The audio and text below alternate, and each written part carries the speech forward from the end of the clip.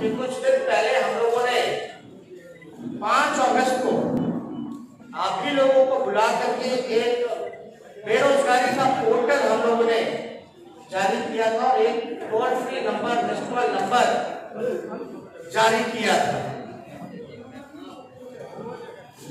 उसके लिए हम आप लोगों को सूचना देना चाहेंगे। जो बेरोजगारी पोर्टल है उसमें लगभग 9,47,324 बेरोजगार नौजवानों ने अपने बायोडाटा के साथ रजिस्टर किया है। मैं फिर से आंकड़ा दोहरा दूं, जो वेब पोर्टल था बेरोजगारी हटाओ पोर्टल, उसमें बेरोजगार नौजवानों ने लगभग 9,47,324 की संख्या में रजिस्टर किया है।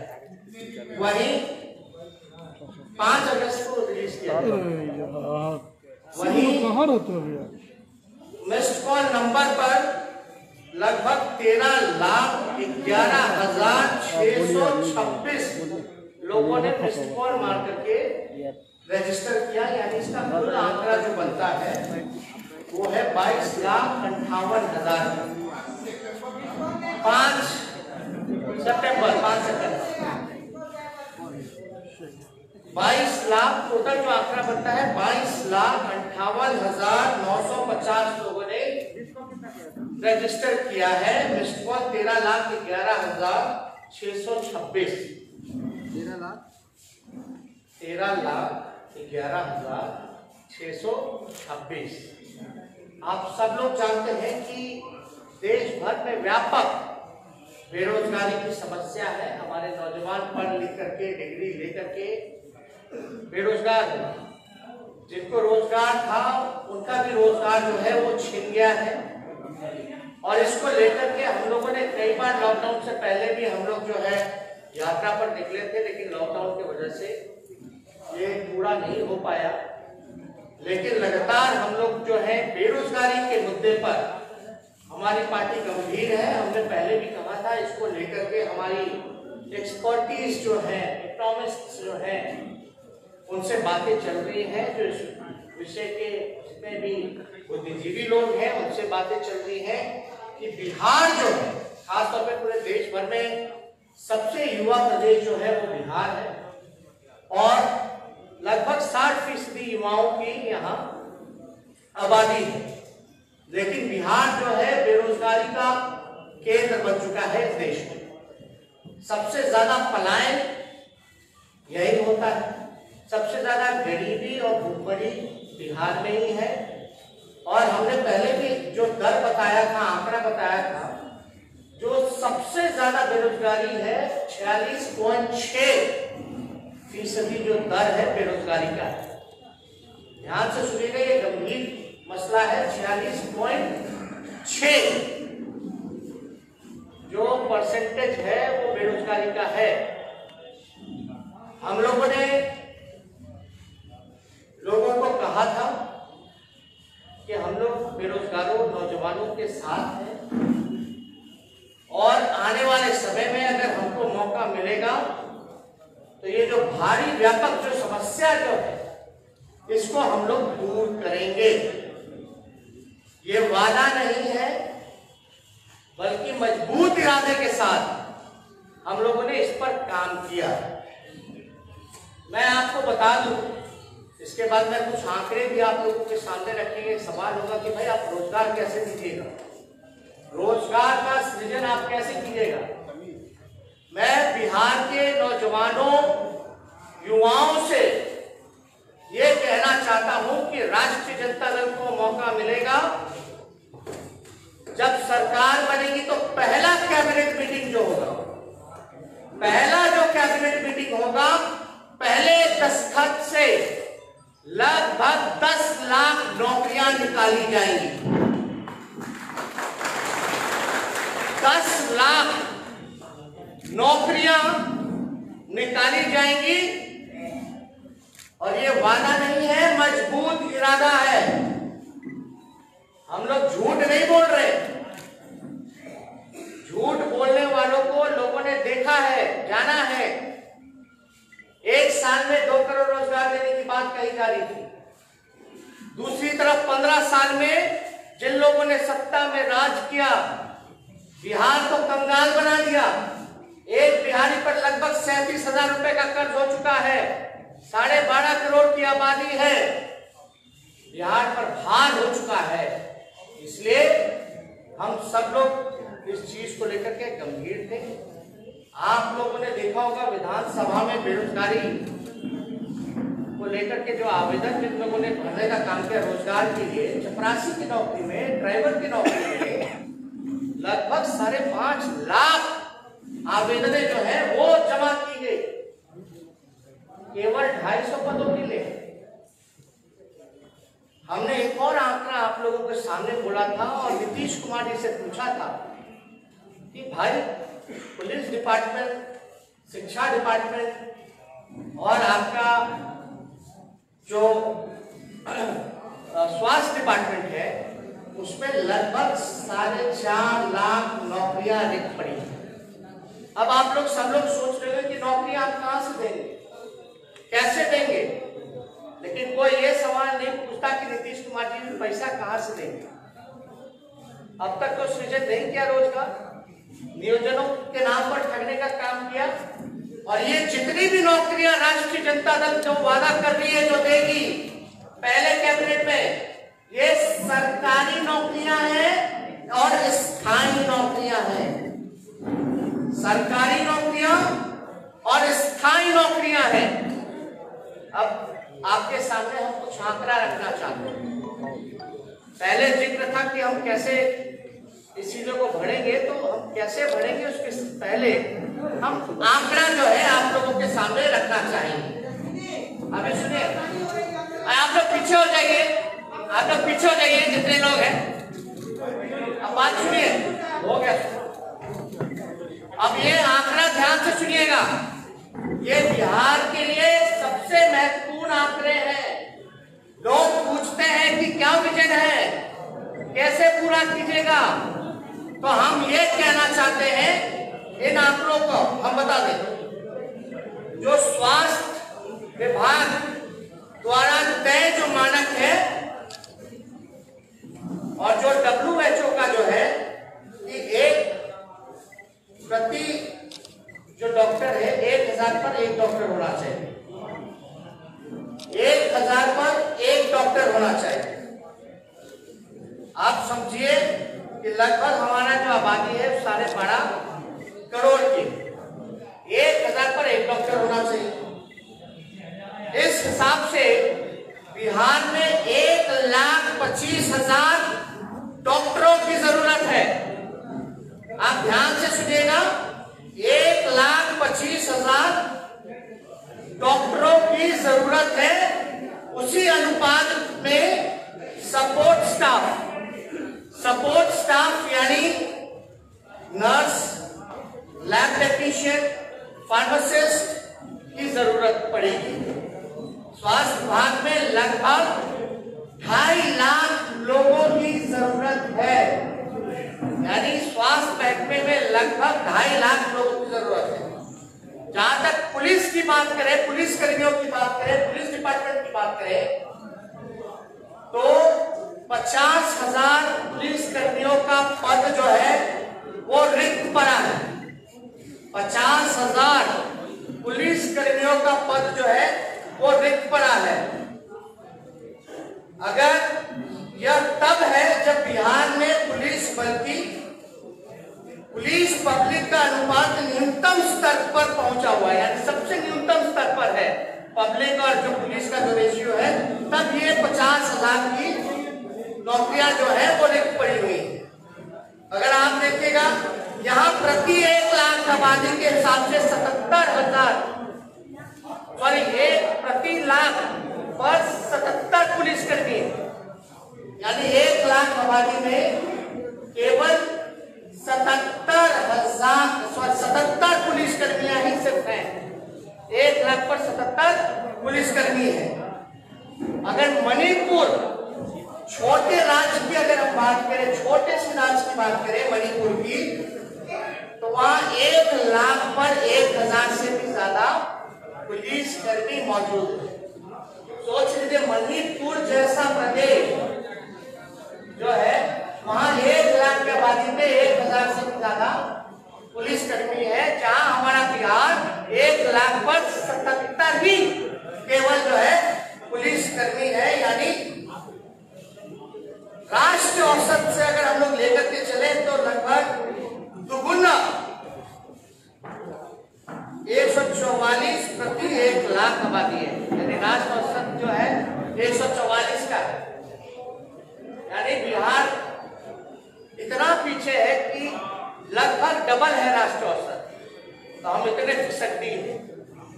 ये सारे पद सबसे इंपॉर्टेंट है जो खाली है और कुछ पदे हैं जिसकी आवश्यकता है मानकों के हिसाब से। तो टोटल पुलिस का, बिहार पुलिस का जो स्ट्रेंथ है वो 1,26,000 ही है। सोचिए 12.5 करोड़ की आबादी और पुलिसकर्मी कितने, 1,26,000 है केवल। और नीतीश कुमार जी बोलते हैं कि लॉ एंड ऑर्डर को दुरुस्त करती है। नीतीश जी, ये हर 4 घंटे पे बलात्कार होता है, हर 5 घंटे पे हत्या होती है। हम जब 15 में थे, 18 महीने आंकड़ा निकाल लीजिए एनसीआरबी का, और आप एनडीए का आंकड़ा निकाल लीजिए 2015 के 18 महीने के बाद का, तो अपराध तो बढ़ गया डबल इंजन की सरकार है। आप एनसीआरबी का आंकड़ा निकालिए, अपराध बढ़ने का कारण क्या है? 1 लाख में अगर 77 पुलिसकर्मी रहेगा तो आप कितनी उम्मीद लगा सकते हैं पुलिस से कि वो अपराध को कंट्रोल कर सके? तो आपको बता दें टोटल स्ट्रेंथ जो है, आप लोग पीछे हटिए, आप लोग सब लोग, तो आप लोग समझ सकते हैं कि बिहार का टोटल स्ट्रेंथ जो है 1,26,000 है। यानी सिर्फ 77,000 कार्यरत पुलिसकर्मी है, जिसमें कि 50,000 रिक्त पद थे। तो इसलिए राष्ट्रीय औसत से लगभग जो है बिहार में 1.72 लाख पुलिसकर्मी की जरूरत है। अगर राष्ट्रीय औसत का भी लेकर के चले दुगुना, तो बिहार में 1,72,000 पुलिसकर्मी की टोटल जरूरत है। अब आइएगा शिक्षा विभाग में, तो प्राइमरी और सेकेंडरी लेवल पर 2.5 लाख से अधिक स्थायी शिक्षकों की पद जो है वो रिक्त है। जो 2.5 लाख से अधिक स्थायी शिक्षकों की पदे जो है वो रिक्त है प्राइमरी और सेकेंडरी लेवल पर। और कॉलेज और यूनिवर्सिटी स्तर पर लगभग 50,000 प्रोफेसरों की आवश्यकता है। यानी अगर बात की जाए यूनिवर्सिटी की, तो प्रोफेसरों की लगभग 50,000 हम लोगों की आवश्यकता है। राज्य में जूनियर इंजीनियरों का 66% पद जो है वो खाली है। कोई भी प्रोजेक्ट जो है समय पे नहीं होता, 8 साल 10 साल वो लग जाता है।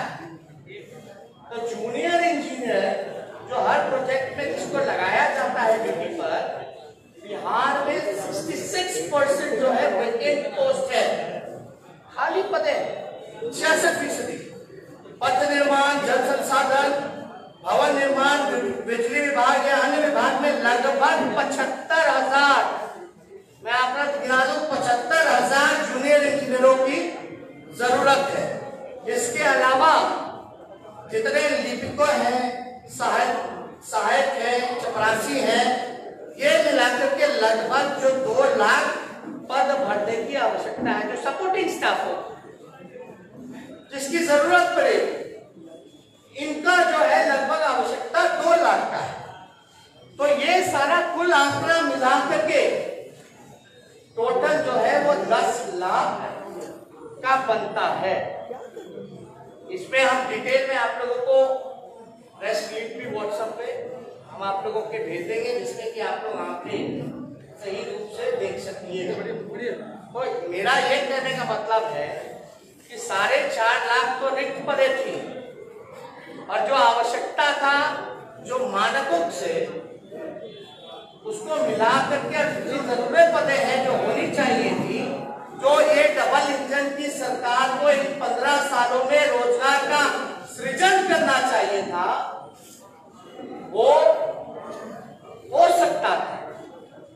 10 लाख स्थायी नौकरियां, सरकारी नौकरियां दी जा सकती थी, लेकिन नीतीश कुमार जी और इस डबल इंजन की सरकार ने नौकरियां नहीं दी।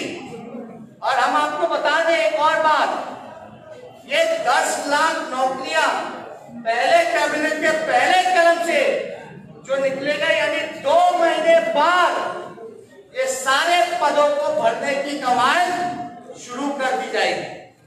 बिहार के नौजवानों को ये पदें जो हैं 2 महीने बाद ये भरने की शुरुआत कर दी जाएगी।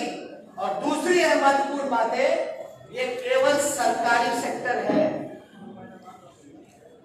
जो बेरोजगार होकर के जो कृषि में काम कर रहे थे, किसान का काम कर रहे थे, अब इस बिल के बाद उनकी भी रोजी रोटी पर इन सरकार ने आफत लाने का काम किया। ये केवल सरकारी स्थायी नौकरी के बारे में हमने जिक्र किया है।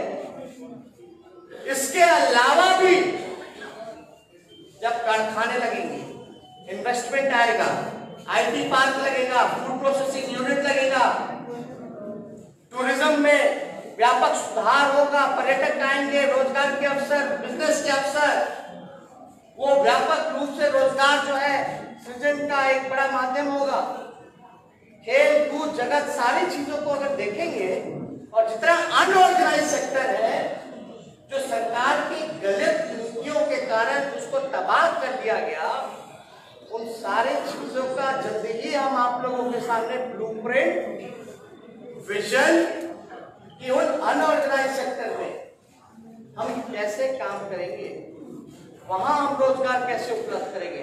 तो आप समझ सकते हैं कि अगर हम लोगों को मौका मिलेगा तो हमारी पहली प्रायोरिटी होगी कि बेरोजगारों को हम लोग स्थायी नौकरी, रोजगार देने का काम करें, जो कि डूएबल था, किया जा सकता था। अब सवाल पूछे कि 15 साल राज करने वाले लोगों ने बिहार को बेरोजगारी का केंद्र क्यों बनाया? क्यों इतनी लाखों पद और इतनी पदों की आवश्यकता पड़ रही है? चाहे इंजीनियर्स हो, डॉक्टर्स हो, टीचर्स हो, प्रोफेसर्स हो, उनके सपोर्टिंग स्टाफ हो, नर्सेस हो, प्यून हो, चपरासी हो, हर जगह जो है व्यापक। और यहाँ BPSC का तो हाल आप लोगों ने देखा ही।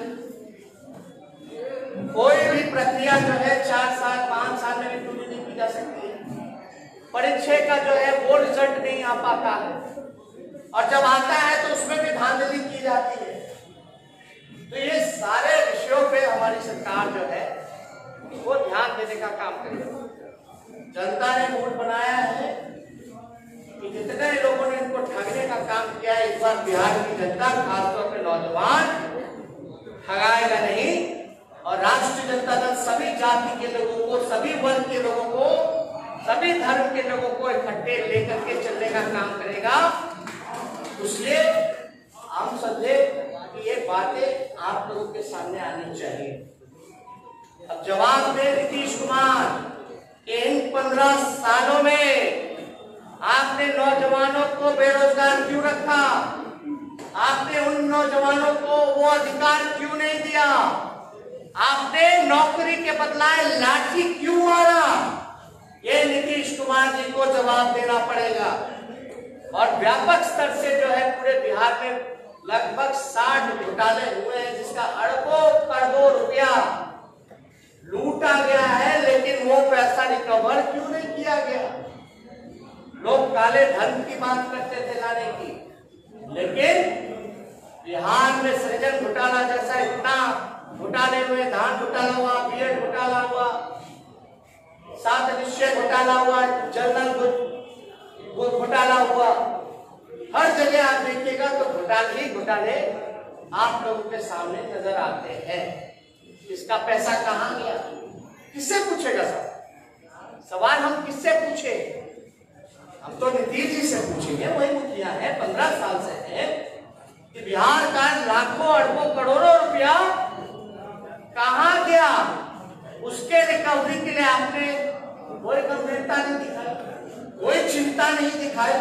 वो पैसा ना आपका था ना मेरा था, वो बिहार की 12.5 करोड़ बिहार की जनता का पैसा था, जिसको लूट मार करके आप लोगों ने बर्बाद कर देने का काम किया, खजाना की चोरी करवाने का काम किया गया, एस्टिमेट घोटाला।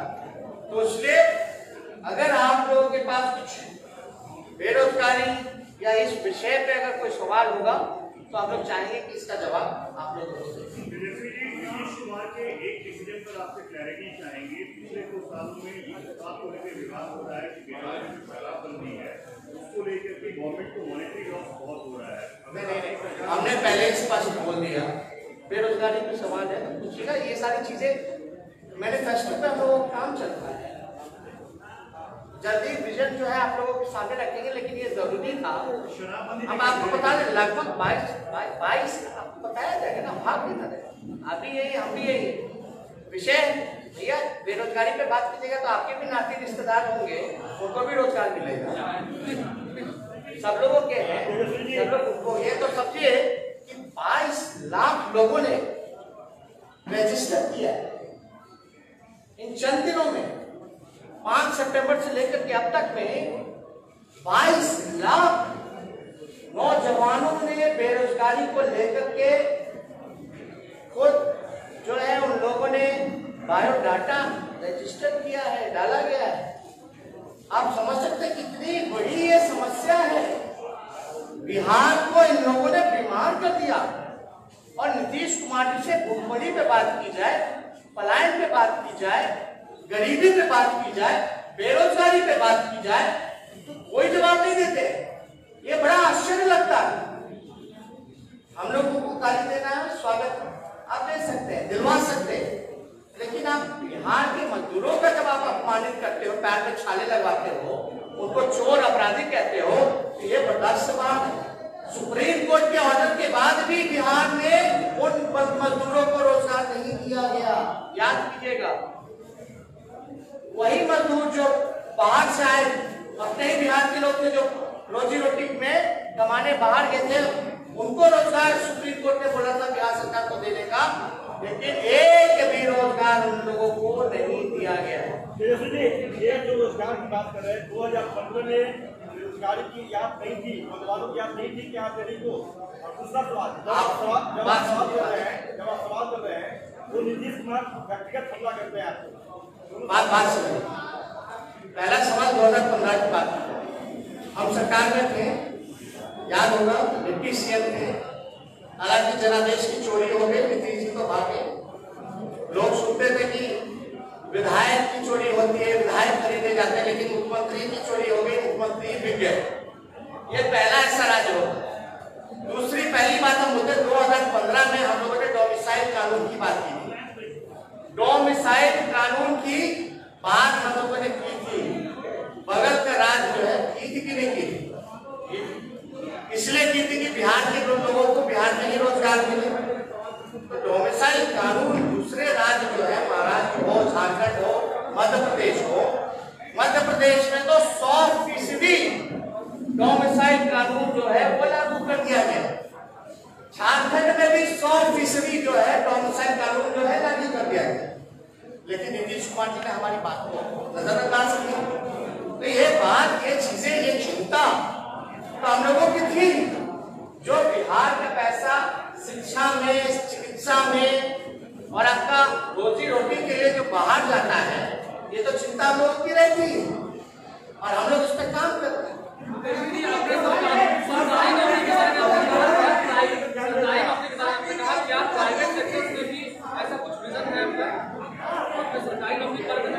हमने तो ये बोला ये जितनी 10 लाख नौकरियां हम देंगे वो स्थायी नौकरियां होंगी, वो केवल सरकारी नौकरियों के बारे में है, लेकिन इसके अलावा भी कारखाने आएंगे, उद्योग लगेगा, इन्वेस्टमेंट आएगा, टूरिज्म बढ़ेगा, फूड प्रोसेसिंग यूनिट लगेगा, IT पार्क लगेगा, सेल लगेगा, तो उसमें भी रोजगार 10 लाख तो कम ही होगा, उससे भी ज्यादा व्यापक रूप में लोगों को अपॉर्चुनिटी हम दिलाने का था। बहुत बहुत धन्यवाद।